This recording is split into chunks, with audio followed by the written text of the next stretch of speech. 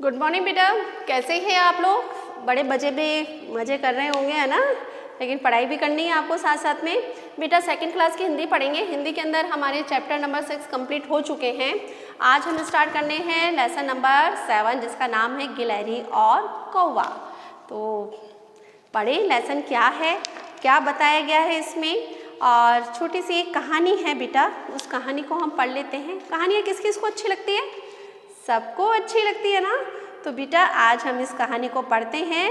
एक गिलहरी है और एक कौवा है, वो किस तरह से क्या क्या कार्य करते हैं और जो गिलहरी होती है वह कैसी है और कौवा है वो कैसा है। जल्दी से कंप्लीट कर लेते हैं हम, है ना। नीम के एक पेड़ पर एक गिलहरी और कौवा रहता था। एक पेड़ था, काय का पेड़ था? नीम का। कौन रहता था? एक गिलहरी रहती थी उस पर और एक कौवा रहता था। दोनों पक्के दोस्त थे। फ्रेंड होते हैं ना आपके भी, वैसे वो दोनों भी क्या थे? आपस में दोस्त थे। लेकिन गिलहरी बहुत ज़्यादा परिश्रमी थी और कौवा बहुत आलसी। दोनों में अंतर क्या था कि गिलहरी तो क्या थी? बहुत ना जो परिश्रमी थी, परिश्रम करती थी, मेहनत करती थी, और कौवा क्या था? आलसी था। गिलहरी अपना काम समय पर करती, लेकिन कौवा कभी भी अपना काम समय पर नहीं करता था। एक बार दोनों ने साथ साथ खेती करने का निश्चय किया। एक दिन गिलहरी ने कौवे से कहा, कौवे भाई चलो खेत जोत कर आना है। इस पर कौवे ने गिलहरी से क्या कहा? तू चल मैं आता हूँ, चुपड़ी रोटी खाता हूँ, ठंडा पानी पीता हूँ, हरी डाल पर बैठा रहता हूँ। अब उसने क्या कहा? एक बार दोनों ने क्या सोचा कि हम क्या करें, दोनों मिलकर खेती करें। तो कौवे से गिलहरी ने क्या कहा कि चलो भाई हम पर दोनों क्या करते हैं, खेत जोत कर आते हैं। तो कौवे ने क्या कहा कि तुम चलो, मैं अभी क्या करता हूँ, चिकनी रोटी कह रहे हैं, चुपड़ी जो रोटी है उसको खाता हूँ और ठंडा पानी पीता हूँ और हरी डाल पर बैठता हूँ, मैं अभी आ रहा हूँ, तुम चलो। कौवे की बात सुनकर गिलहरी खेत में गई और सारा खेत को जोत दिया, लेकिन आलसी कौवा डाली पर ही बैठा रहा। पूरा खेत जोत दिया, लेकिन आलसी जो कौवा था वह क्या करा? डाली पर ही बैठा, वो उसकी मदद करने के लिए आया ही नहीं। अगले दिन गिलहरी ने कौवे से खेत में बीज बोने के लिए कहा, लेकिन कौवे ने फिर वही उत्तर दिया, तो चल मैं आता हूँ, चिकनी रोटी खाता हूँ, ठंडा पानी पीता हूँ, हरी डाल पर बैठा हूँ। फिर उसने क्या कहा?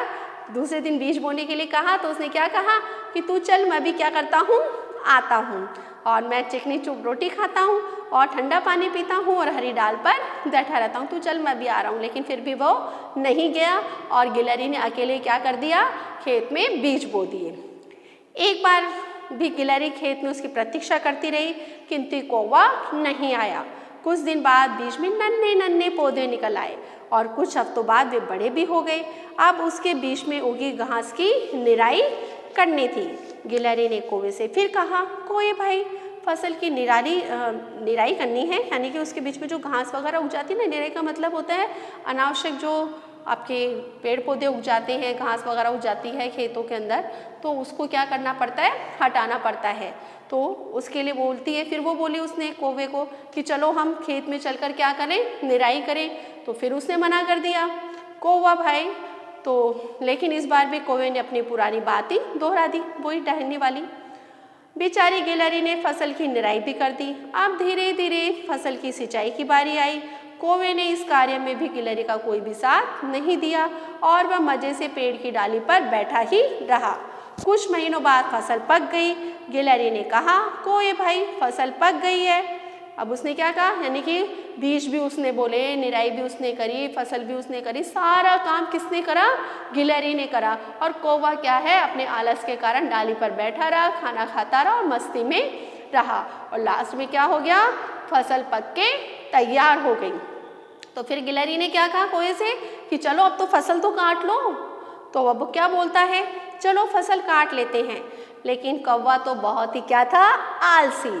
उसने गिलहरी से कहा, तू चल मैं आता हूँ, चिकनी रोटी खाता हूँ। कोई सारी चीज़ उसने बता दी।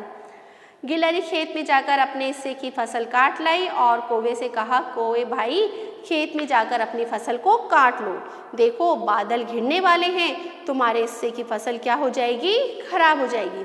गिलहरी ने क्या किया? सारी मेहनत करी ना उसने, फिर उसने आके भी बोला कि तुम क्या करो, जल्दी से जाओ और अपने हिस्से की फसल को क्या कर लो? काट लो। मैं तो अपने हिस्से की फसल क्या कर रही हूँ?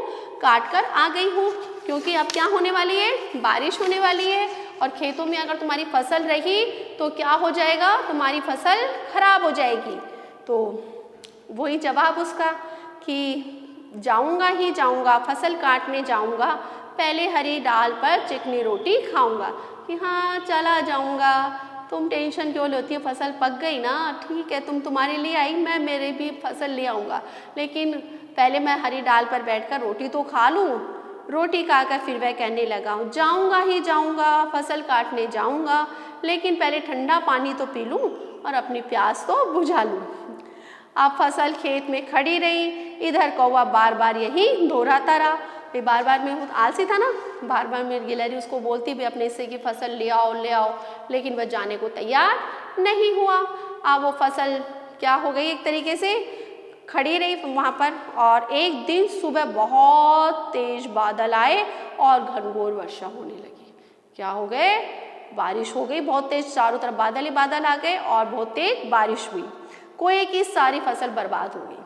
होनी थी, वो आलसी था, उसकी फसल वहीं पे रखी हुई थी, लेकिन उसने फसल लेकर नहीं आया, फसल उसने काटी नहीं और उसकी सारी फसल क्या हो गई, खराब हो गई। यह देखकर कौवा बहुत पछताया। अब उसको देखा कि मेरी जो फसल है वह सारी पानी से क्या हो गई है, खराब हो गई है। तो उसका मन बड़ा दुखी हुआ।